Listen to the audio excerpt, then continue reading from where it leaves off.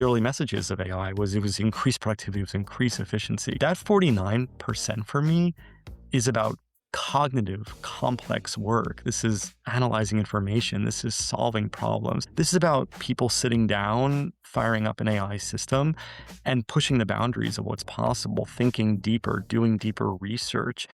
Yo, it's the future, don't hit the snooze. AI is here giving humans the boost.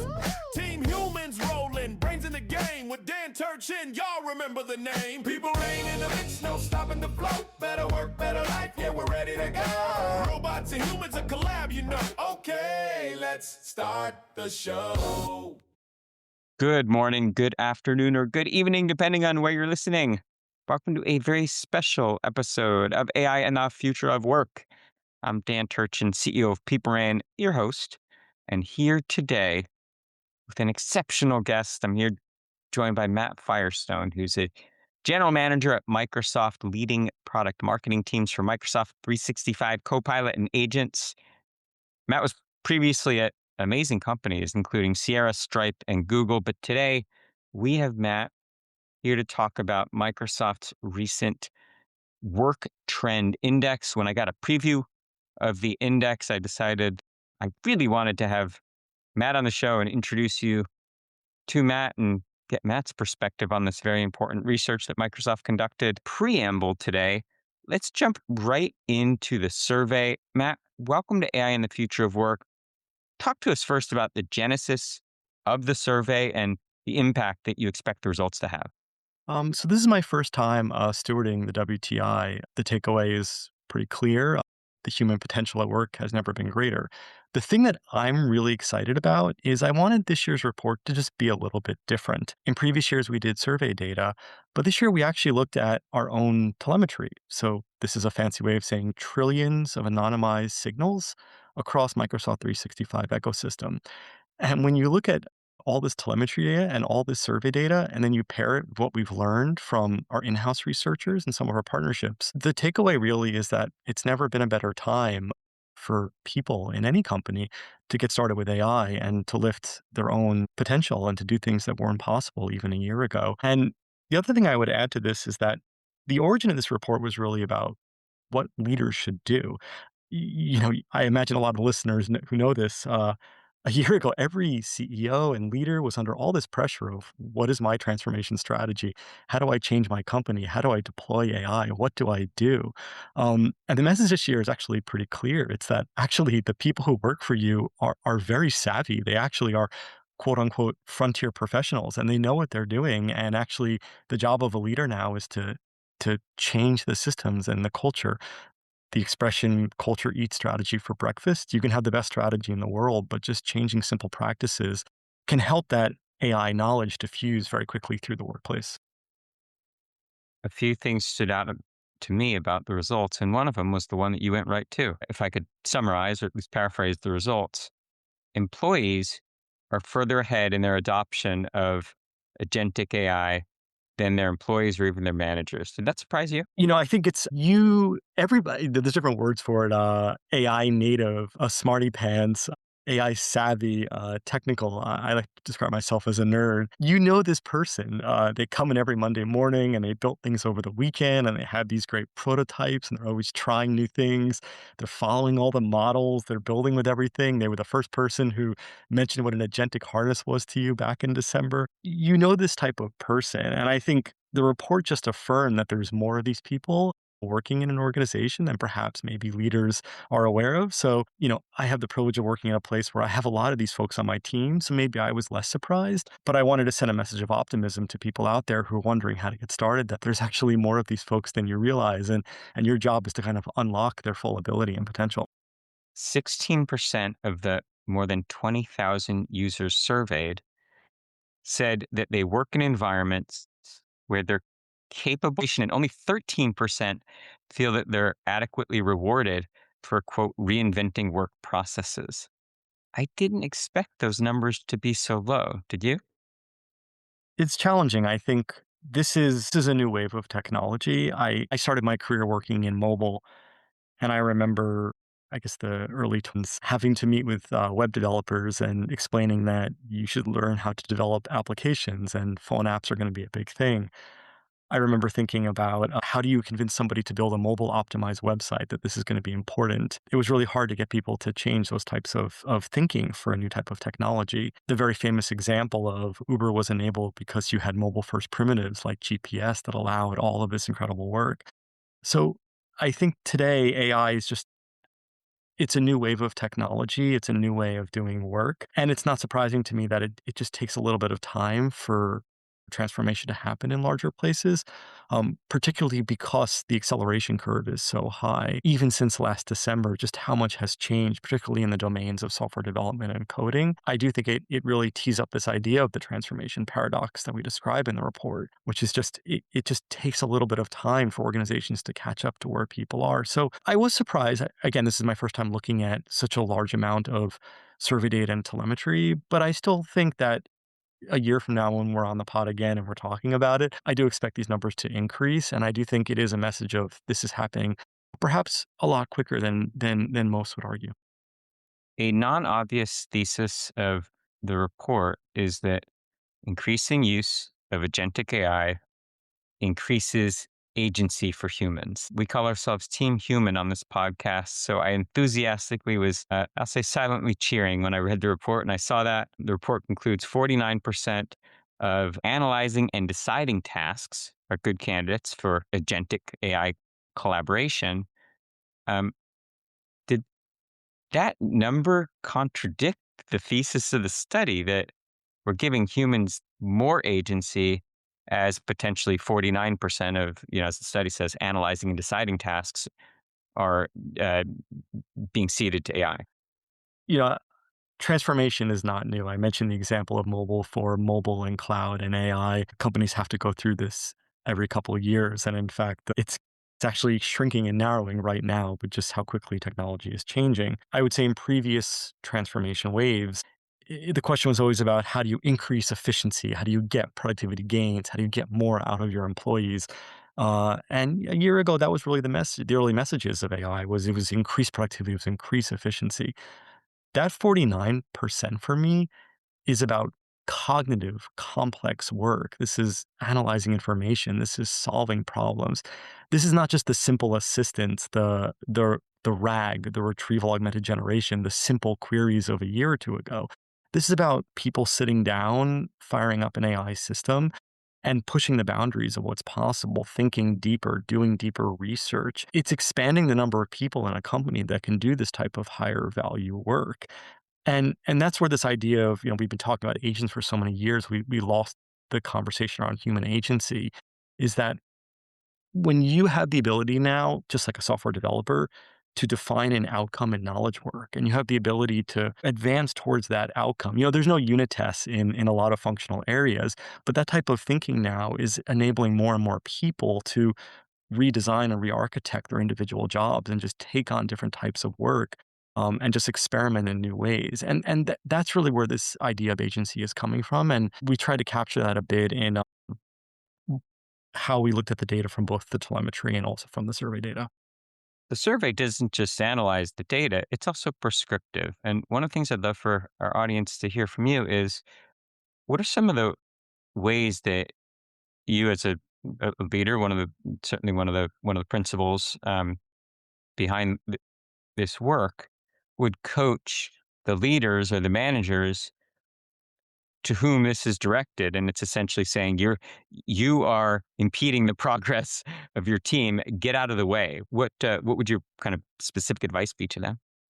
I can quote the data in the report, but I just like human examples. In Silicon Valley, there's this concept of building in the open, and then you iterate. You release things constantly. You talk about it on X. You invite feedback.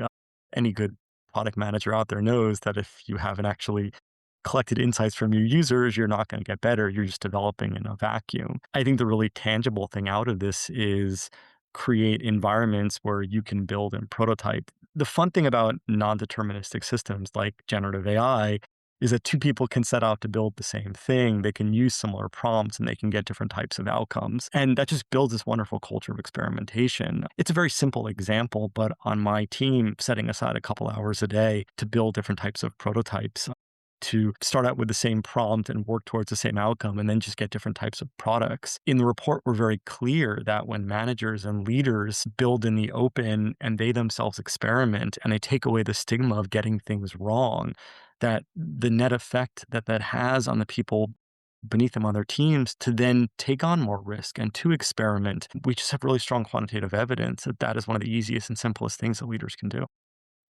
You mentioned risk, and we can't have this important conversation about all the amazing capabilities of the tools without also addressing the potential impact on safety, privacy that can come from kind of the unintended consequences of using non-deterministic applications. Tease out anything that you think maybe it was in the subtext of the survey related to not just the gas, but also the brake with respect to increased adoption of AI.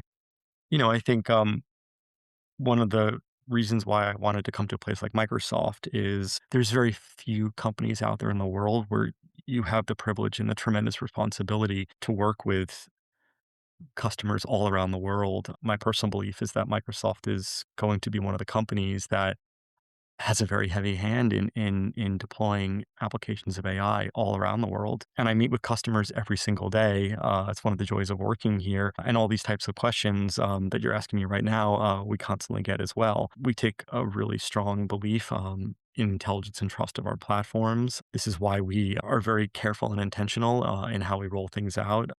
We have a different product philosophies than Frontier Labs, to be very clear. But it's one of the really exciting things about working in a place like this is the question you're asking is always at the forefront of everything that we're doing. And I would say very clearly of back to the report itself is there's a very there's a very strong difference between experimentation on a team and production. And what the report is really getting at is it's about creating those environments and cultures of experimentation and creation and piloting on the team. And and how do you actually build the right initial constraints to get started with these types of technologies so that you can move closer towards production in a way that's very measured and intentional and serious. One of the things that every one in the HR function is thinking about is how to um, encourage and even inspire the proper kind of usage, the responsible kind of usage of AI. And it probably is going to require new sets of KPIs, key performance indicators, or performance metrics. What does the survey tell us about maybe ways that we should be encouraging proper adoption and, to the stat I mentioned earlier, rewarding the kind of adoption that helps organizations grow?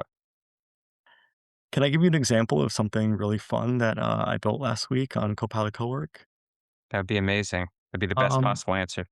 that's great. We're coming up on performance reviews, and something as a manager of a team always ask himself is, am I being equitable with my time? Am I spending equal time with all my sub teams? Am I being equitable to my L minus one, L minus two, L minus three levels? So in a traditional world, you would chat with your HR business partner, you would do a 360-degree survey, you would think about interviewing different people, you'd audit your calendar data. What I was wondering was, could I calculate a diffusion score? Could I measure one-on-one time with people? Could I measure and apply a percentage to a sub team? If I had an all hands, could I give a percentage score to that? So I sat down to Copilot Cowork and I defined the outcome. And then I did things like pulling in my calendar data, pulling in my team's conversations, pulling in my Outlook. I tried to calculate what the diffusion score was. It took about 25 minutes. I don't want to think about how many tokens I burned, but I got a really beautiful response, which was a PowerPoint deck that actually applied a score to each individual person on my team. And it said, you've actually over rotated on this sub team and you haven't met with this sub team. These are two people you haven't met with recently. And then it offers questions of radical candor and transparency. I can share this now openly, and then we can actually work together with my team to figure out how do I actually rebalance and reassess. And it's a little bit of an indirect answer to your question, but I got really excited about this of um, it doesn't take away the role of HR. In fact, now an HR person can come in and can look at what I've built and can actually give me really tactical coaching and advice to actually turn those recommendations into practical, actionable insights. But I was able to speed up the process. I was able to refine the questions and the prompts. And I built this in about, 20, 25 minutes with just a couple multi-shot questions with Copilot Cowork. Fantastic example. Did any of the insight surprise you about your own management style? It's funny because you look at these things and you look at the first couple examples and it confirms things you already knew. Of course, like that team just came together and that team over there was just kind of heads down and didn't need my guidance. But some of the things that were really impressive were there was a person on the team I thought I was spending a lot of time with. And then when I went through the longitudinal data, I realized it was bursty. It would be moments where I spent a lot of time with them and then I wouldn't come back to them. And it was a kind of like second order and third order analysis of things that sometimes you don't have time to think about, or it's just not top of mind, or you're so focused on the big rocks you need to move. And that's where AI just gets really exciting is then you can actually interrogate that data point of, well, why was that? What happened? And then it can surface things like vacations actually made it very difficult to have meetings. And this person was out and then you were out and then you had to cancel that meeting. So it wasn't through any type of, malintention. It was actually something as simple as a couple blocks of vacations actually staggered out the amount of available time. And I wouldn't have been able to get that unless I was able to actually go into the data like an analyst would, and then actually kind of dive deeper into why something appeared the way that it did. Great example. And that's what great managers, leaders, executives do is you create a safe place where you show your team that you're experimenting and you are then credible to challenge them and say, let's be a little vulnerable. Let's learn together. Thanks for sharing. That's a great Can I example. give a fun example, actually? Sorry, one other quick thing. This is a super fun example, but like, we're in the stages now of just experimenting with like fun dashboards and fun web apps. And someone on my team travels a lot for Microsoft, and she built a dashboard. It's kind of a travel dashboard of where they went. And then you can get really fun with gamification of how many miles logged and how many cities. And then you can compete a little bit and see. Again, this is just a simple toy example, but like, think about the power when you can stand up your own dashboards and stand up your own web apps and stand up your own types of surfaces. And this again, it just kind of unlocks the builder and everybody, somebody who's not technical but wants to design a front end. And then you can do fun things with future trips and past trips and animated lines. And you can overlay map data. And then it just gets into this really cool type of kind of software development paradigm that just opens up a lot of people to the joys of technology. Beautiful example.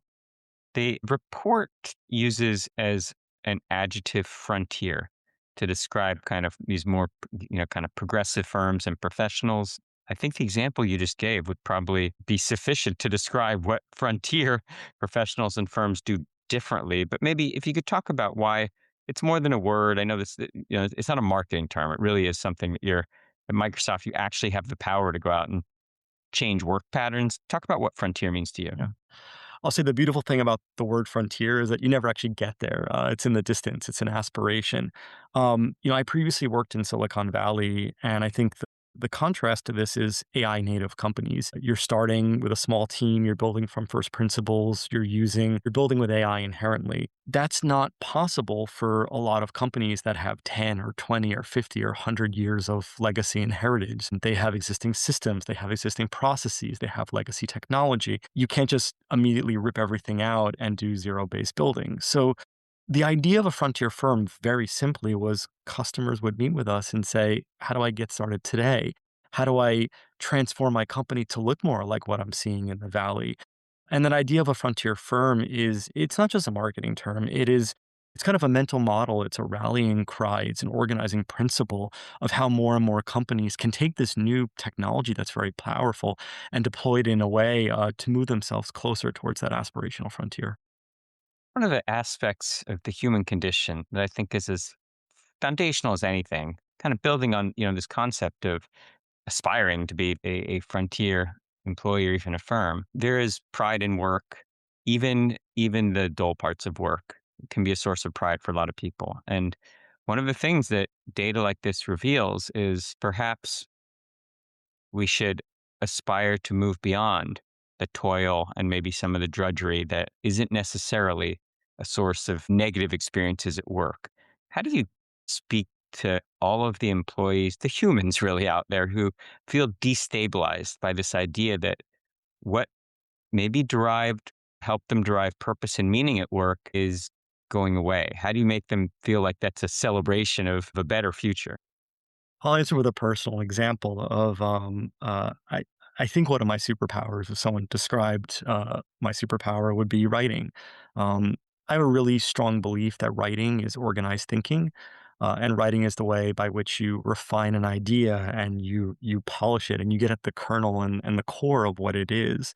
Um, I'd say 2021, 2022, sometime in that time frame, I remember sitting down and using ChatGPT and thinking to myself, this is already a better writer than I am. This is already performing better than I could do. And it was a moment of kind of deep, intense introspection of what is my value if this computer program can write better than I can do. Fast forward to today, I'm an intense power user of LLMs. I never write anything without having a writer's room of LLMs and agents aiding me. And I can confidently say that the quality of my writing, the reach of my writing, the breadth of my writing has improved because I just have this incredible tool that increases my capability. That's a very narrow example to writing, but I would say I think I see the same thing with my friends who work in software development of, in a 90-day sprint cycle, you're not just building one feature now, you have a shot at building an entire product, if not an entire platform. And this is really what we get down to the point of raising individual capabilities and potential is you're able to just do so much more. And I think that's where this idea of message of optimism and hope comes from is it's really a call to action of when you have this technology and this access, how do you take your own individual agency and just kind of increase ambition and do even more things that weren't previously possible? Matt, I've got to get you off the hot seat because we only allowed a little bit of time for this lightning fast discussion, but I'm glad we were able to fit this in. It's such an important conversation. Before I can let you go, any other insights or things that you think the audience should know about the report? I'll leave you with one thing. I mentioned mobile and I mentioned how we used to have debates about is it 100 apps? Is there 1,000 apps? Is there going to be a million apps? There's an IDC prediction that by 2029, there's going to be 1 billion agents actively deployed. This report is grounded in telemetry. And in the report, it says that on the Microsoft 365 ecosystem, we've seen a 15x year over year growth in the number of active agents. And then that's actually rises to 18x in large enterprises. I mean, it's just an incredible up and to the right number that shows that this technology is sticking. So a year from now, when we're chatting about the next report and I'm back on the pod, I'd love to measure that number again and see. And my assumption is it's going to continue to move up and to the right. We're going to dust this one off in a year when you're back on AI in the future of work. We're going to see how the 2026 report held up. I imagine at the the current pace of change that we'll both be blown away by what happens in a year. But I'm really looking forward to the conversation. This has been excellent. Matt, thanks for hanging out. Thanks so much. You bet. Well, that's all the time we have for this lightning fast conversation. Special episode of AI and the Future of Work. As always, I'm your host, Dan Turchin from PeopleReign. And of course, we're back next week with another fascinating guest. Yo, it's the end of the show, time to power it down.